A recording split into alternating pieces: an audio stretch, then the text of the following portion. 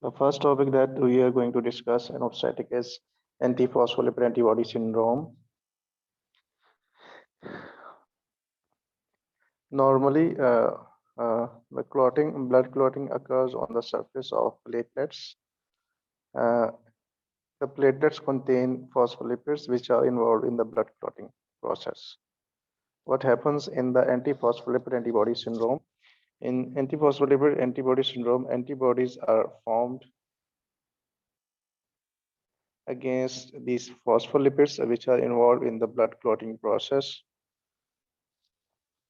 So in antiphospholipid antibody syndrome, a person has an increased tendency for the formation of blood clots. So the presentation of antiphospholipid antibody syndrome is related to the formation of these blood clots, and that is, remember 3 points to make a diagnosis of antiphospholipid antibody syndrome. That is vascular thrombosis. Vascular thrombosis, the thrombosis can be arterial or it can be venous. Venous thrombosis will lead to DVT, deep venous thrombosis symptoms, or pulmonary embolism. And arterial thrombosis can lead to, if arterial thrombosis occurs in the coronary circulation, then it can lead to MI. And if arterial thrombosis occur in the circulation of the brain or blood vessels of the brain, then stroke, the patient can develop stroke. So the first point to make a diagnosis of antiphospholipid antibody syndrome is vascular thrombosis, either arterial or venous thrombosis, 3 or more unexplained consecutive miscarriages before 10 weeks of gestation.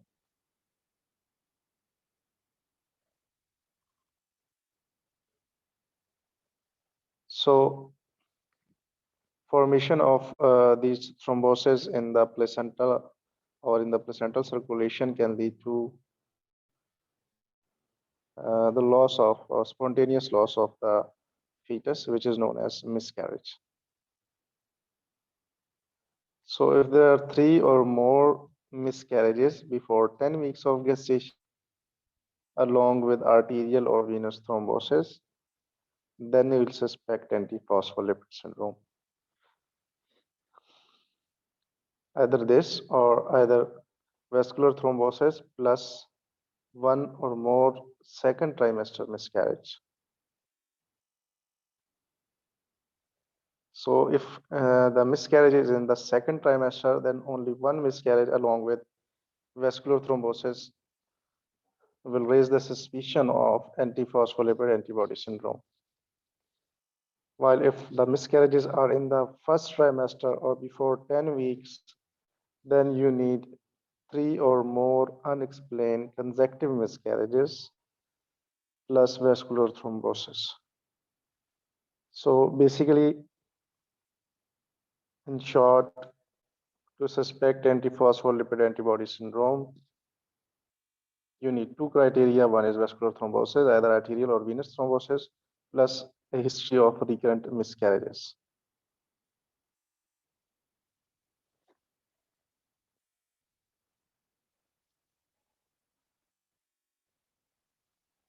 How will you confirm your diagnosis? Remember 3 antibodies: a lupus anticoagulant, anticardiolipin antibody, and anti-beta 2 glycoprotein antibody. So in investigation, we'll order these 3 antibodies, and they will be positive in case of antiphospholipid antibody syndrome.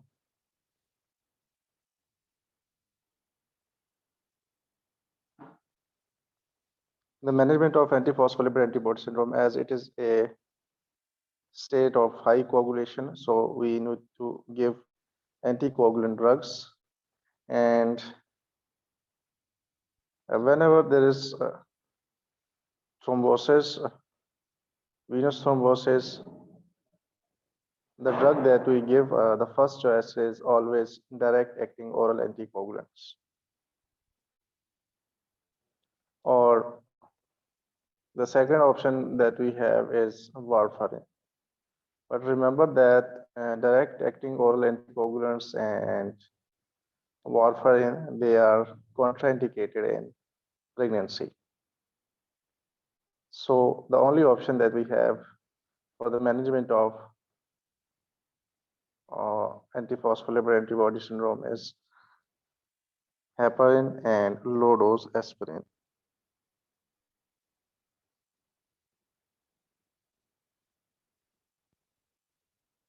Heparin and low dose aspirin, they should be continued throughout the pregnancy.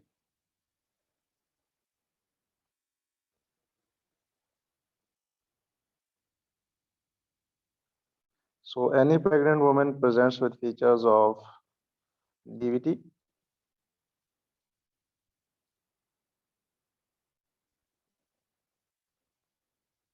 plus recurrent miscarriages, then a diagnosis of or suspicion of antiphospholipid antibody syndrome, and will confirm the diagnosis by investigation such as anticardiolipin antibody, lupus anticoagulant, and anti-beta 2 glycoprotein antibodies. So what are the three criteria to make a diagnosis of antiphospholipid antibody syndrome? Vascular thrombosis, recurrent miscarriages, plus positive lupus anticoagulant, anticardiolipin, or anti-beta 2 glycoprotein antibodies.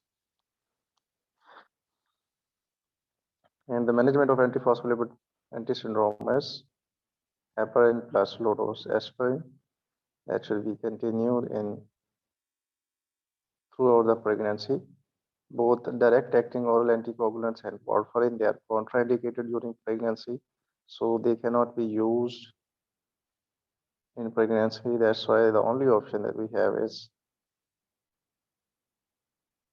low molecular weight heparin or heparin. Both of them can be used. So this was all about antiphospholipid antibody syndrome.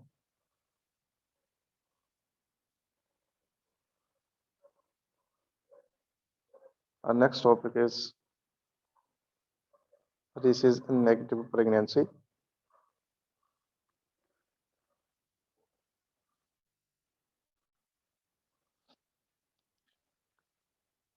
Rhesus negative pregnancy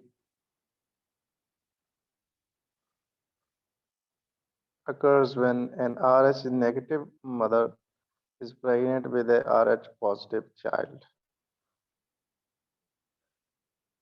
Normally, if a person has a negative blood group, a negative blood group means Rh antigen or D antigen are not present in the blood or on the surface of RBCs. And a positive blood means D antigen or Rh positive antigen or Rh antigen is present on the surface of the RBCs.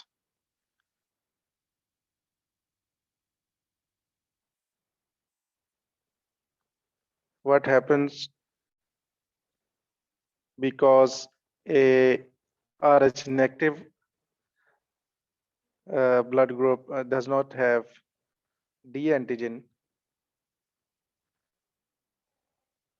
When this negative blood group is, or this negative blood is exposed to a positive blood group, then this negative blood becomes sensitized because due to exposure to the Rh antigen, it start to form anti-D antibodies.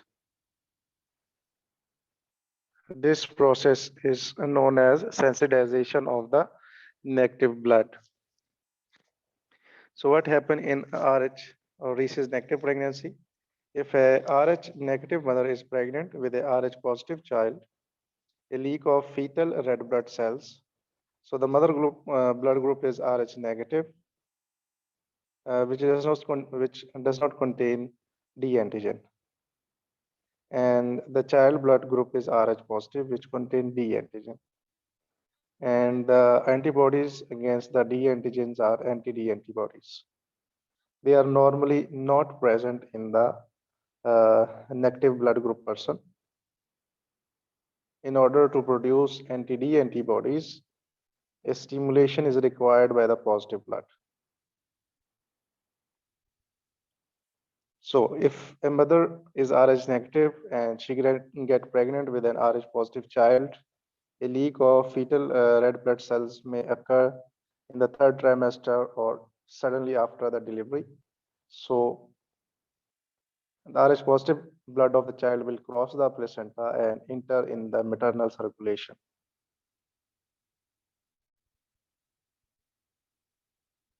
After entering in the maternal circulation, it will stimulate the Rh negative blood of the mother to produce anti-D antibodies. So this is the first step of a rhesus negative pregnancy. This is called sensitization, or we will call this mother that she has become sensitized. Now, nothing will happen in the first pregnancy because in the first pregnancy only sensitization will occur. Now, what will happen in the upcoming pregnancy? If in the upcoming pregnancy the baby is again Rh positive, what will happen? These anti-D antibodies will cross the placenta and enters into the fetal circulation because the mother's negative blood now contain anti-D antibodies. So they will start destroying the RBCs of the fetus and the baby will develop hemolysis. And due to hemolysis, the baby will develop anemia.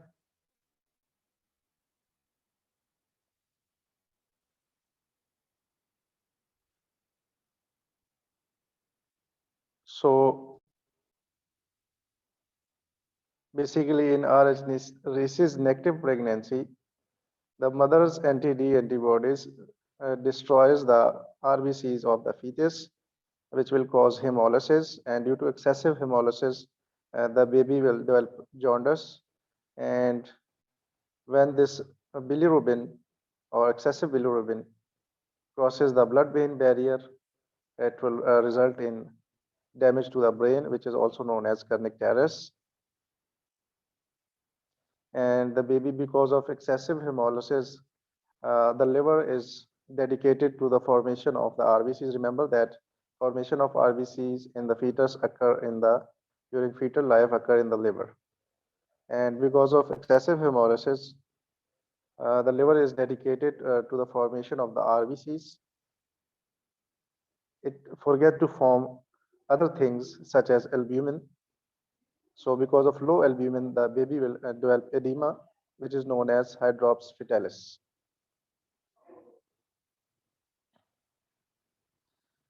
So what signs and symptoms the affected fetus will have? The fetus that is affected by a rhesus negative pregnancy, uh, the fetus will be edematous, which is known as hydrops fetalis, because liver is devoted to RBC production and albumin production is reduced. That's why albumin level falls, and which will lead to edema. Due to hemolysis, the baby will develop anemia, also jaundice and hepatosplenomegaly. And because of anemia, the baby will have heart failure. And due to high bilirubin level, kernicterus can also be developed.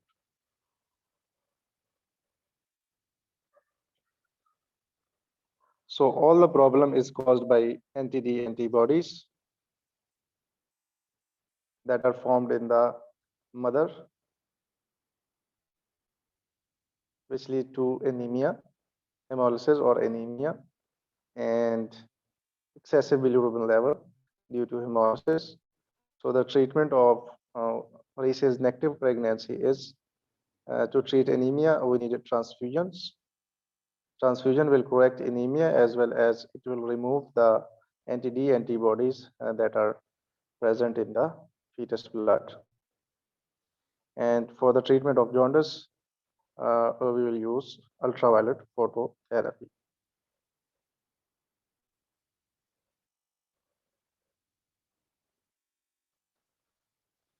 So a short summary of RS negative pregnancy or Rhesus negative pregnancy is that if an RH negative mother is pregnant with an RH positive child,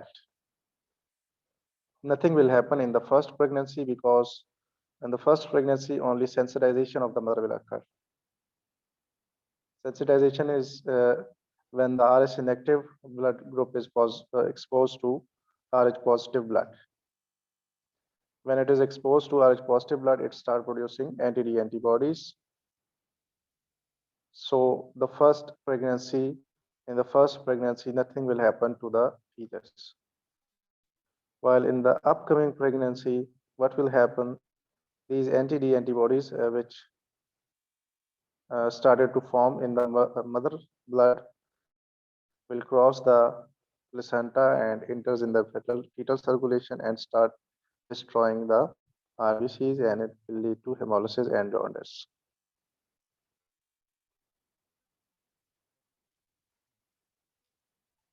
To prevent a Rhesus negative pregnancy, that's why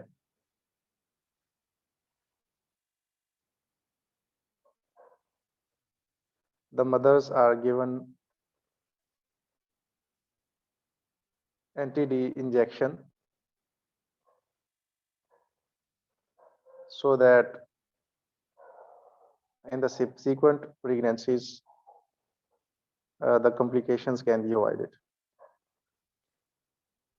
So if an RH negative mother give birth to an RH positive child, then we need to give anti-D serum as soon as possible.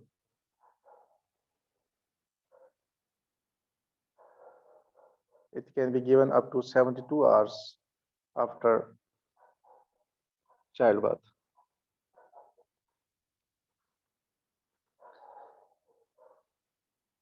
The affected fetus will be edematous, anemic, and jaundiced with hepatosplenomegaly, heart failure, and kernicterus, and the treatment is transfusion and UV phototherapy.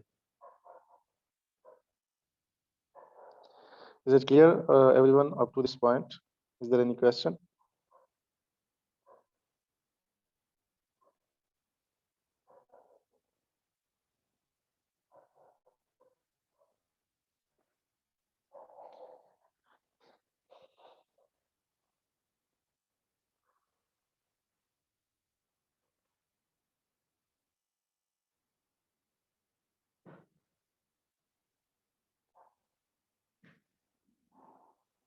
Okay, no question. So now there is a test that is known as ultrasound of the middle cerebral artery. Now, someone with a history of isoimmunization or sensitization during the previous pregnancies, and we want to assess the fetal HB,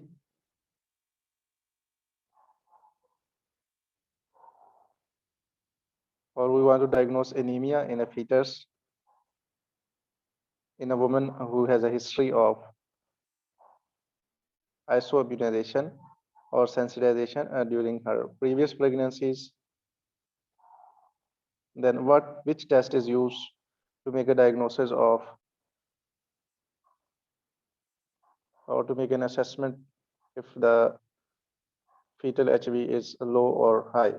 The test is known as ultrasound of the middle cerebral artery. So when there is anemia, if the fetus has anemia, it means there will be low hemoglobin. Whenever there is low hemoglobin in the blood, it will become thin, and a thin blood will move faster. The speed of the thin blood will be faster, which can be assessed by the ultrasound of the middle cerebral artery.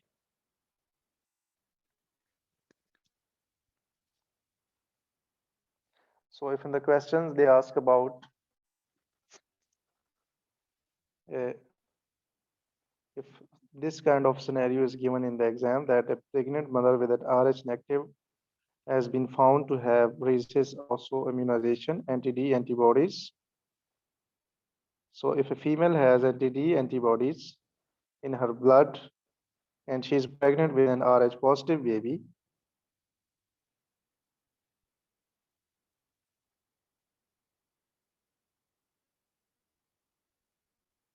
then which test is used to assess the fetal HB? And the name of that test is ultrasound of the middle cerebral artery. So to confirm that if the baby is having hemolysis or not, we do ultrasound of the middle cerebral artery.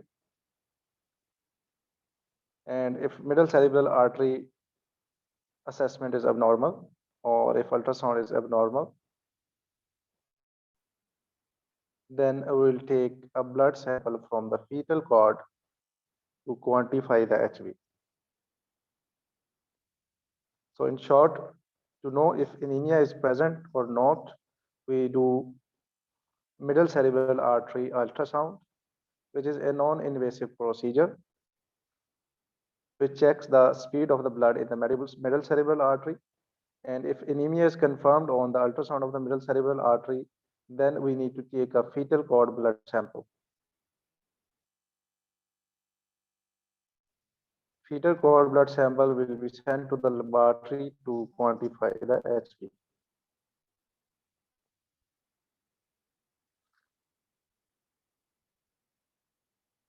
So to make a diagnosis during the antepartum period for hemolysis, middle cerebral artery ultrasound, and for quantification of HB, fetal cord blood sampling.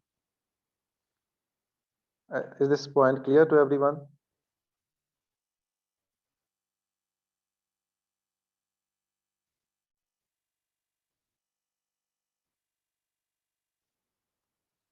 So another example, a mother with an A negative blood group has just delivered her second baby who soon develops severe jaundice. She has never received any IV injections during her previous pregnancy.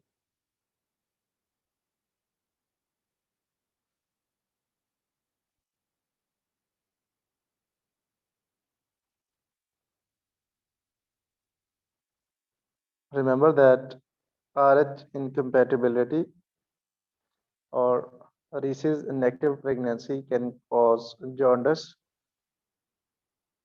within the first 24 hours of the birth. What are the other causes of jaundice in the first 24 hours of birth in a baby is ABO incompatibility, hereditary spherocytosis, and glucose 6-phosphate dehydrogenase deficiency. So remember these four important causes of jaundice in the first 24 hours. This is hemolytic disease, ABO hemolytic disease, hereditary spherocytosis, and glucose 6-phosphate dehydrogenase deficiency.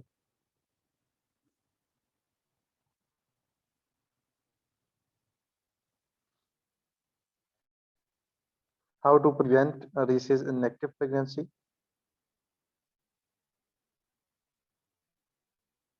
The prevention of Rhesus inactive pregnancy, stepwise prevention of the Rhesus inactive pregnancy. Remember that anti-D injections are available, which are given to the females during 28th week and 34 week of gestation, because they are given in these 28 and 34 week of gestation, because during third trimester in this time period, the chances of hemorrhage which can lead to crossing of the fetal blood to the maternal blood are maximum. So that's why an anti-D immunoglobulin injection is given at 24 and 30, 28 and 34 weeks of gestation. But remember that before giving this injection, you need to check the anti-D antibodies.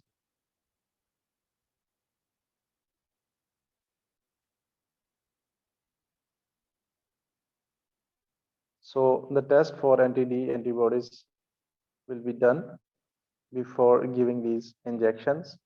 The reason for that is that if sensitization has occurred, then there is no use of giving this anti-D injection to the mother, because sensitization means anti-D antibodies are already present in the maternal blood,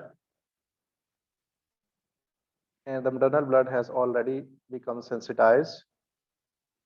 So there's no use of giving anti-D antibodies to the mother.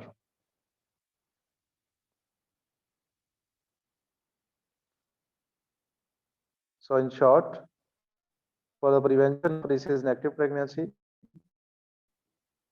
anti-D injections are given to the Rh negative mother. All the Rh negative mother with a negative D antibodies test should receive anti-D injection at 28 and 34 weeks of gestation.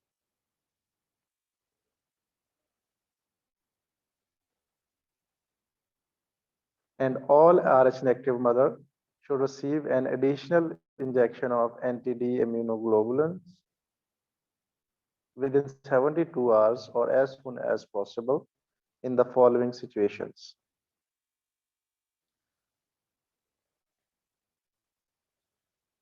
What are those situations in which an additional or third dose of anti-D immunoglobulin should be given within 72 hours or as soon as possible?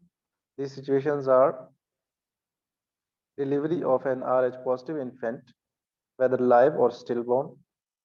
So if a mother delivers a Rh positive infant, then we need to give anti-D immunoglobulins within 72 hours.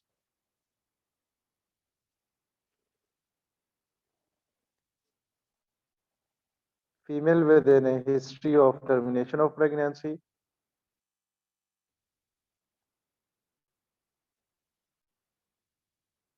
miscarriage if gestation is more than 12 weeks, ectopic pregnancy, antepartum hemorrhage, amniocentesis, chronic villus sampling, fetal blood sampling, and abdominal trauma.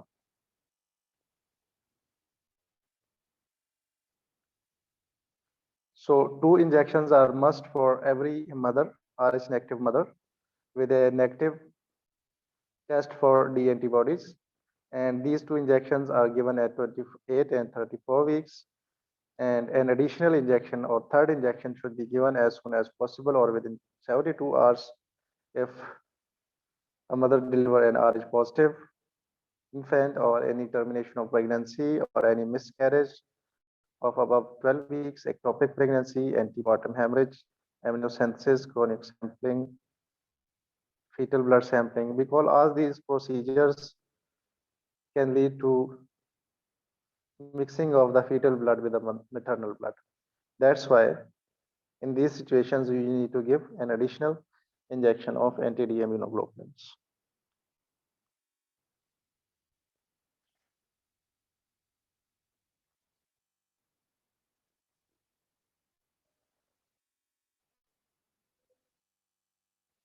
Is it clear, everyone? Is there any question?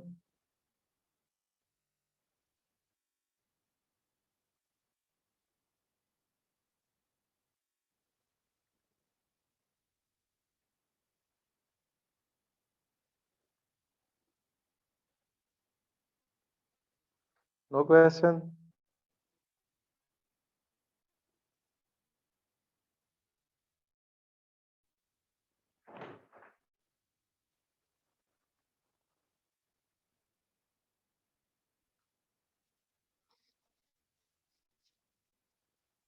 Okay, before we start our next topic, who will repeat the prevention of rhesus negative pregnancy?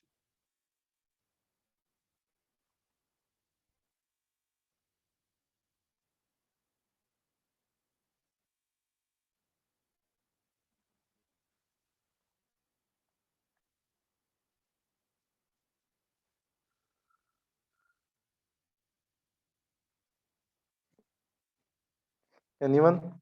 Dr. Asiya, Dr. Shafraz, Dr. Vijaya? Anyone of you would like to repeat?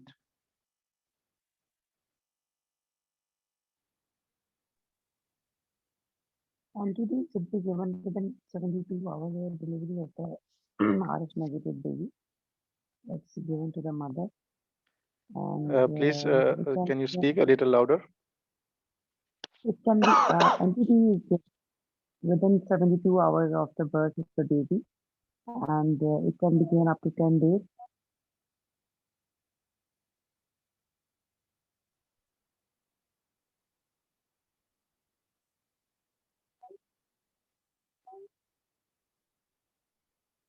So who should receive an anti-D Mother, injection at 28 and 34 a week of gestation? it's for the prevention. The RH negative mother and the baby blood group is RH positive. Then he should receive a preventive dose at 28 to 32 weeks of NPT. Two doses or single dose at 34 weeks.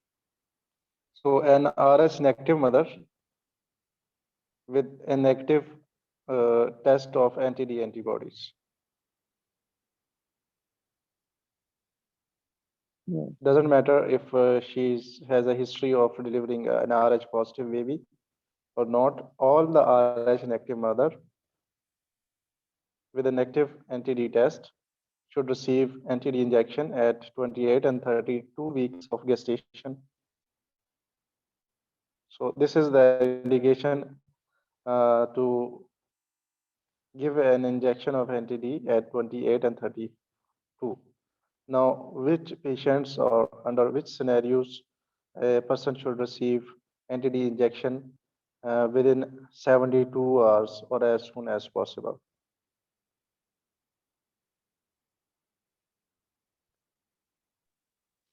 When she delivered the RH positive baby, then she should receive NPT.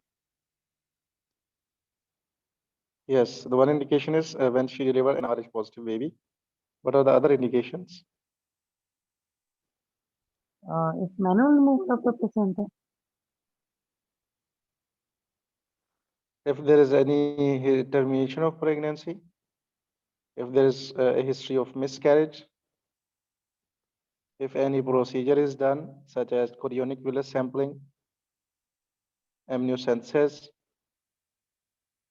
then she should receive within 72 hours an anti-D injection.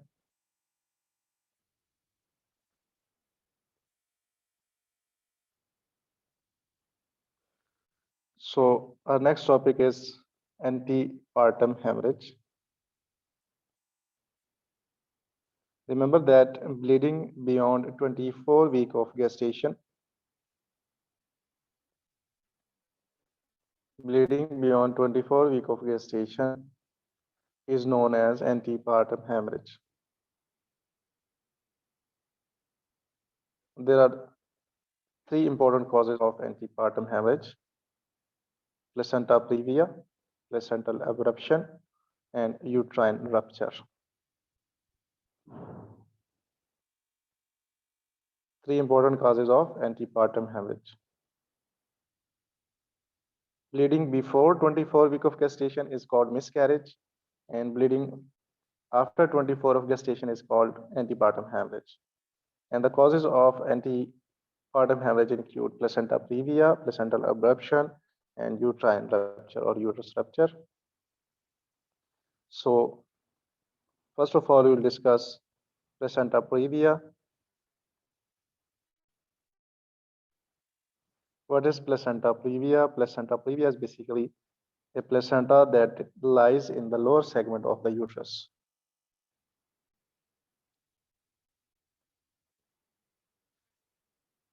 A placenta that lies in the lower segment of the uterus that is covering the cervical os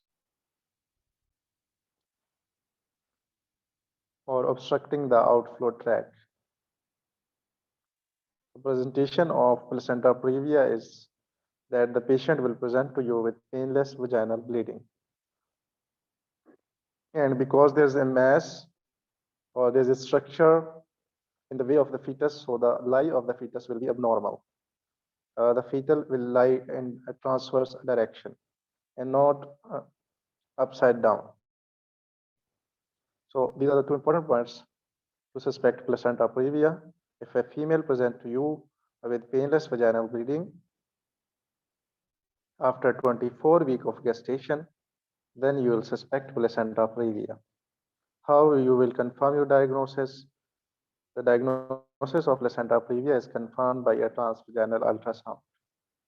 What will you find on a transvaginal ultrasound? The transvaginal ultrasound will show a low-lying placenta.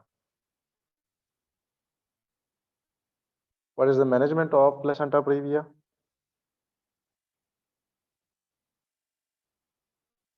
We need to continuously monitor the patient, and the definitive management is delivery by the cesarean section.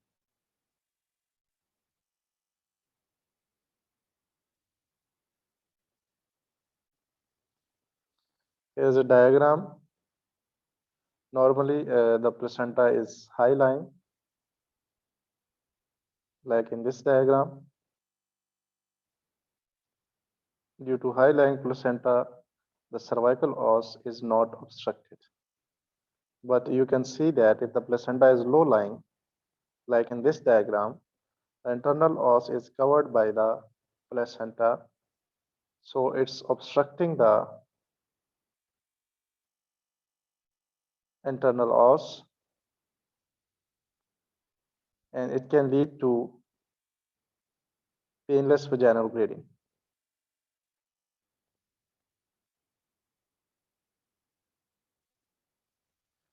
The diagnosis is confirmed by the transvaginal ultrasound, which will, and not abdominal ultrasound. Transvaginal ultrasound will show a low-lying placenta, and the management is continuous monitoring